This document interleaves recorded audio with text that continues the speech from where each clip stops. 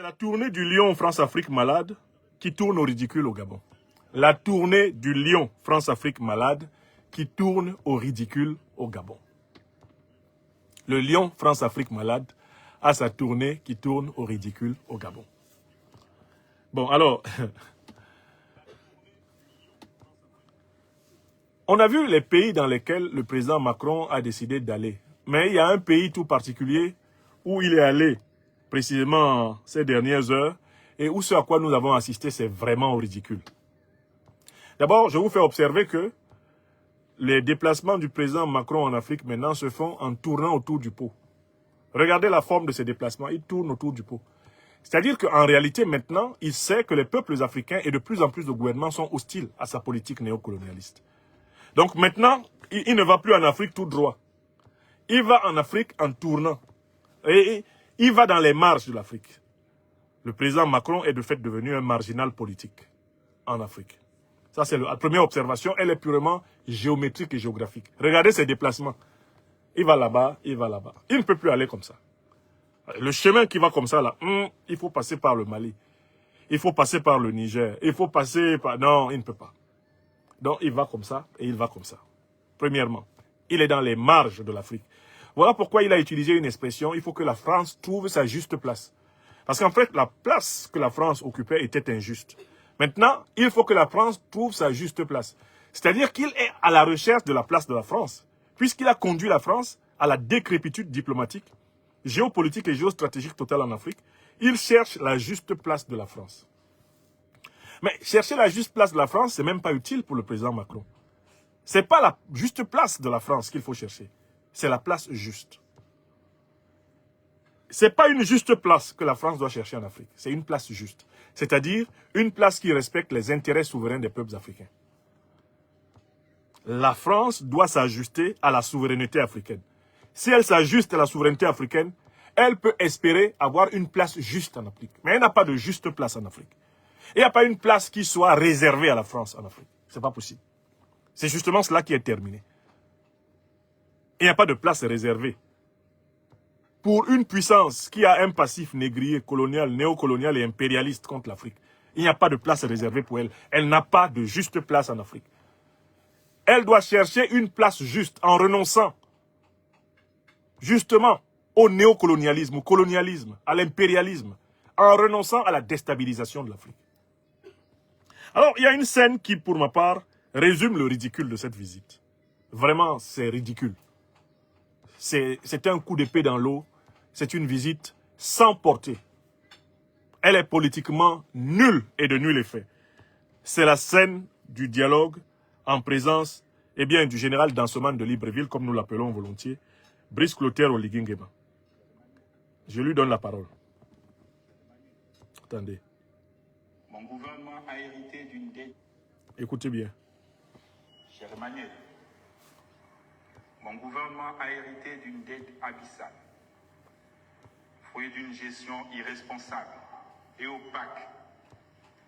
Tout cela orchestré par Ali Bongo Ondimba, son épouse Sylvia et son fils Noureddin, aujourd'hui en fuite à Londres et refusant de se présenter devant les tribunaux de notre pays.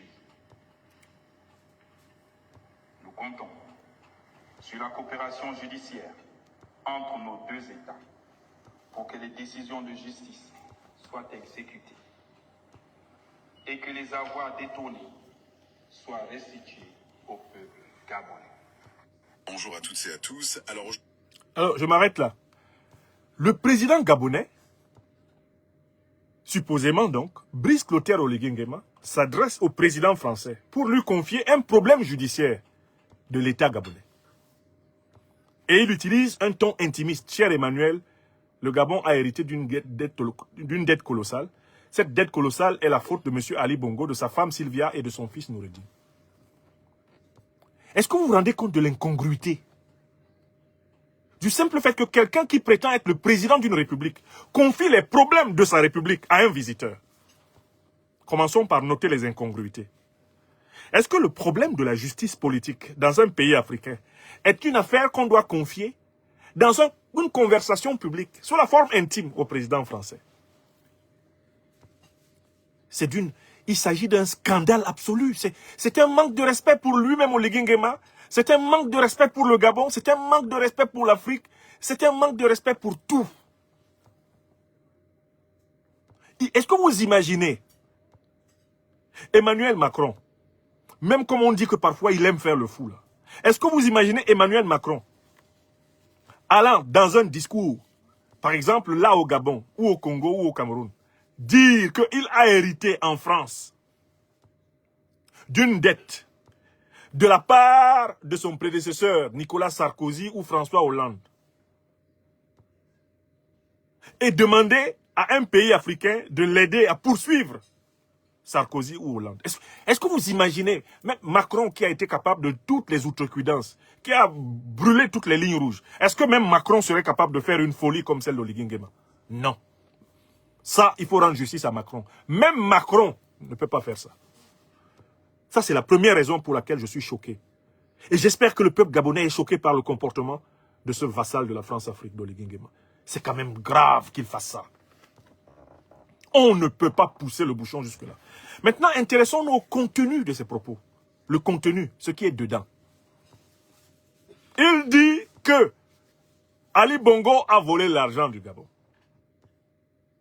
Mais pourtant, le gouvernement de ce monsieur est rempli des anciens caciques du régime d'Ali Bongo qui volaient avec lui.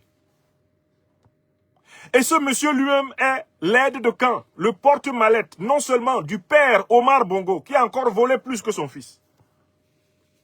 Mais il est le porte-mallette du fils. On l'a vu, aide de camp du président Omar Bongo. Comment le président Omar Bongo peut-il avoir mis la main sur la fortune publique du Gabon sans que son aide de camp, celui qui s'occupe de sa sécurité, n'en ait bénéficié, ne serait-ce qu'à titre de receleur? Comment le président Ali Bongo peut-il avoir joui de la fortune publique du Gabon sans que son aide de camp, son chef d'état-major particulier, celui qui garde sa porte et qui l'a finalement renversé, n'en bénéficie? Vous imaginez cela? C'est impossible. On ne peut pas imaginer la corruption du régime Bongo père, du régime Bongo fils, sans la corruption d'Oligui Nguema. Voilà la deuxième raison scandaleuse. C'est scandaleux ce qu'il a fait. On ne fait pas ça. Entendez-moi bien. Je ne suis pas là pour défendre les Bongo père et fils. Ce n'est pas mon problème. Ils ont fait leur politique, ils en assument les conséquences.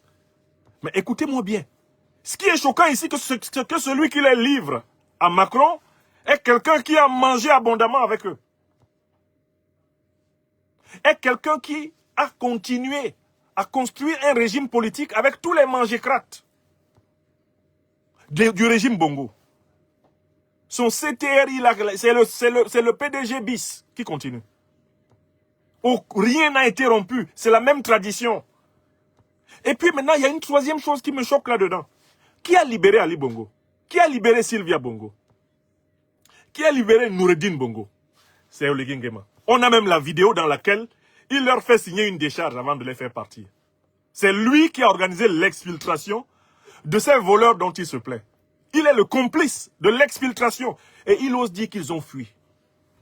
Ali Bongo ne s'est pas évadé de Libreville.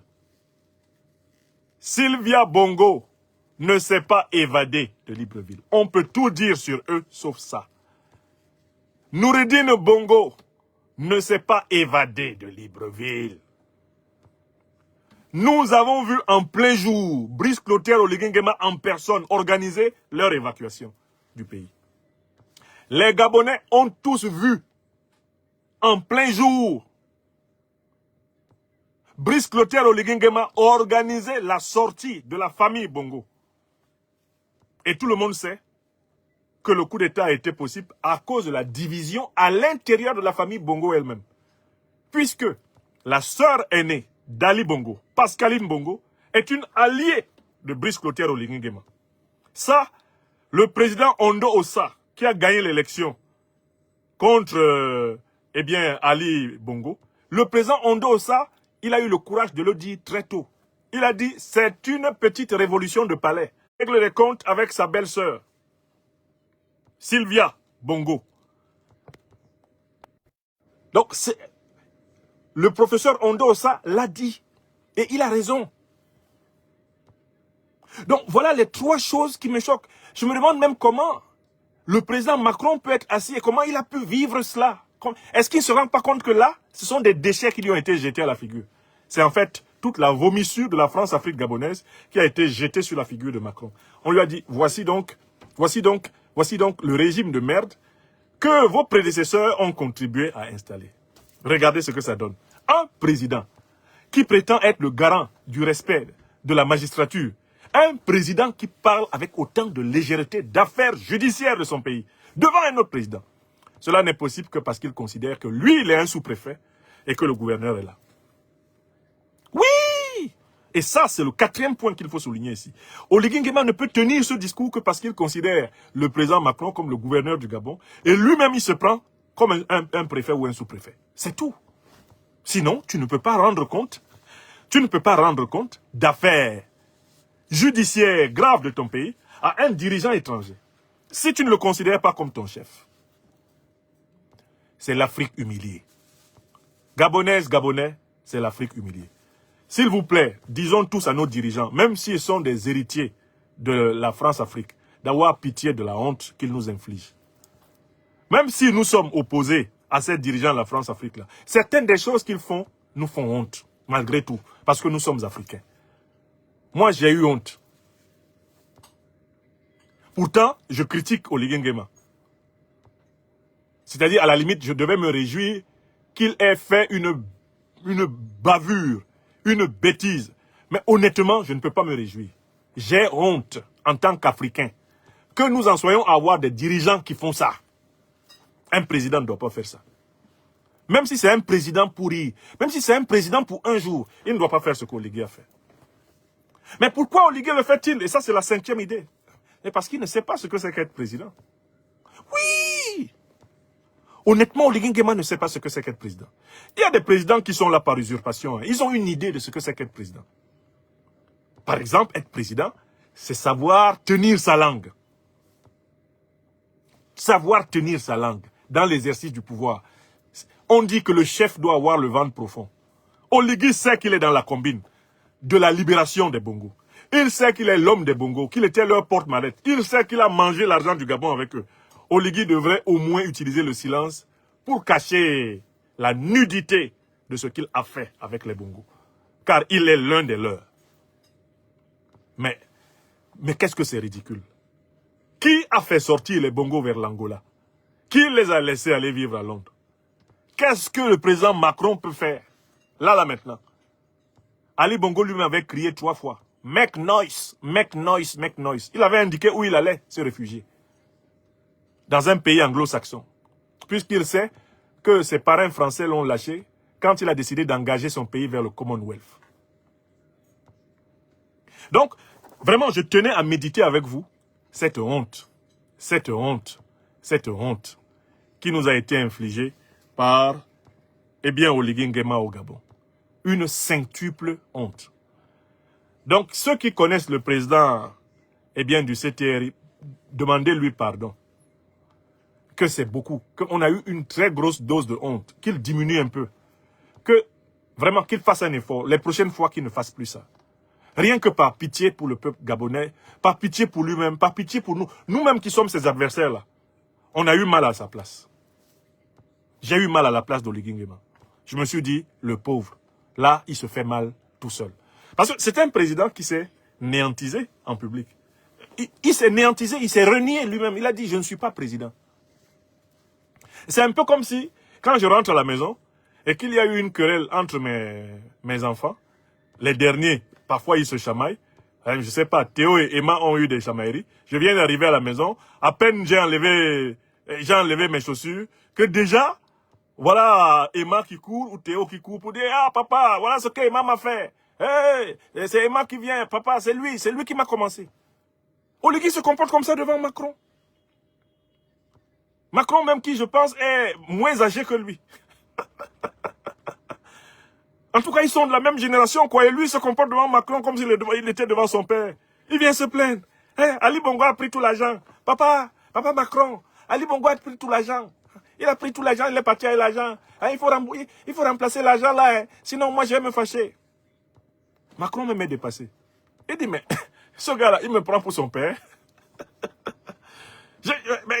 À peine il est arrivé, c'est-à-dire que vraiment, c'est deux ridicules. C'est-à-dire que je voulais mettre ça en téléphone rouge. Je me suis rendu compte qu'on ne peut pas mettre cette scène en téléphone rouge. Cette scène suffit déjà. C'est déjà le téléphone rouge. On n'a pas besoin d'ajouter un ingrédient d'humour. Mais ça fait tellement mal. Comment un président peut faire ça? Se comporter comme un bambin devant un autre président. Même si, bon, comme le dit le président Laurent Gbagbo, il y a président et président ici dehors. Quand il est allé en visite en Chine, il a vu l'armée populaire de Chine défiler devant lui. Il a entendu entonner l'hymne national ivoirien. Il a entendu entonner l'hymne national chinois. Le président Gbagbo dit non, là, ils sont en train de me blaguer. La Chine et la Côte d'Ivoire, là, c'est le pot de fer et le pot de terre. On n'est pas la même chose. On n'est pas même pareil. Nous tous, on nous appelle président. Mais lui, là, son présidentiat, là, voilà, c'est quelque chose. Moi aussi, je suis président, mais vraiment pas à ce niveau-là. Le président Gbagbo raconte ça avec beaucoup d'humour. Mais quand même, dans le président, il y a quand même président. Même si c'est par usurpation, tu peux quand même sauver les apparences, avoir un certain comportement. Là, il n'a même pas le comportement. Il n'a pas le comportement. Le protocole d'État devait lui dire, ne dites pas ça. Même pas les conseillers. Le protocole devait lui dire, président, ne dites pas ça. N'étalez pas les affaires judiciaires du pays devant un dirigeant normalement étranger. Ne faites pas ça. Alors, je voudrais conclure cette émission sur une note beaucoup plus agréable, une note beaucoup plus... à tous. Alors aujourd'hui, Une note beaucoup plus agréable que ce que Oligui Nguema a fait. Vraiment, Oligui, ça c'est l'une des premières fois où j'ai failli pleurer. J'ai failli pleurer. Donc, on voit très bien donc sur qui compte aujourd'hui le président Emmanuel Macron. Il compte sur des gens qui ne représentent plus le présent et l'avenir de l'Afrique. S'il s'appuie sur des gens comme Oligui Nguema pour penser la politique qu'il lui reste à faire pour les 2 prochaines années, on peut prévoir que ça va donner 0. C'est 0 plus 0 qui est égal à 0. À quoi sert-il de faire des tournées chez des gens qui se comportent comme des bambins? Ah, Ali Bongo était ici, il a pris l'argent. Il faut sortir du CFA. Si le Gabon sort du CFA, le Gabon aura beaucoup d'argent. Car le Gabon a des réserves minières. Il a des réserves naturelles qui lui permettent d'aller fièrement vers une monnaie nationale. Le Gabon que vous voyez là, il est bancable. À condition que ce soit des patriotes, des souverainistes, des panafricanistes qui le gouvernent. L'Afrique centrale est bancable. À condition que des panafricanistes, des patriotes, des républicains la gouvernent. L'Afrique n'a pas besoin du FMI, ni de la Banque mondiale pour se développer. Elle n'a pas besoin du franc CFA. Oligui Nguema est incapable de poser radicalement la question de la souveraineté. Il se comporte simplement comme un vassal qui demande simplement à ce qu'on ajoute quelque chose dans son obol. Il mendie l'aide française au développement pour boucher les trous que son patron Ali Bongo et son ancien patron Omar Bongo ont créé dans la caisse du Gabon avec lui et tous les autres. Et il est assis au palais présidentiel avec ceux qui ont mangé avec Ali Bongo, qui ont mangé avec Omar Bongo. Il est assis avec la fille aînée d'Omar Bongo, Pascaline, qui est son mentor, qui est sa conseillère spéciale. Qu'est-ce que Pascaline n'a pas mangé dans les caisses de l'État gabonais pour qu'on vienne accuser seulement son petit frère, Ali? C'est seulement Ali qui a mangé, Pascaline qui est avec toi n'a pas mangé. C'est ce qu'on appelle la sorcellerie en plein jour. Chez nous, en Afrique centrale, c'est comme ça qu'on appelle ça. En Afrique même, on appelle ça la sorcellerie en plein jour. La sorcellerie en plein jour. C'est pour ça que ça m'a inspiré l'idée d'écrire une nouvelle. Saint Oliguius, le porteur de mallette qui n'a jamais rien volé.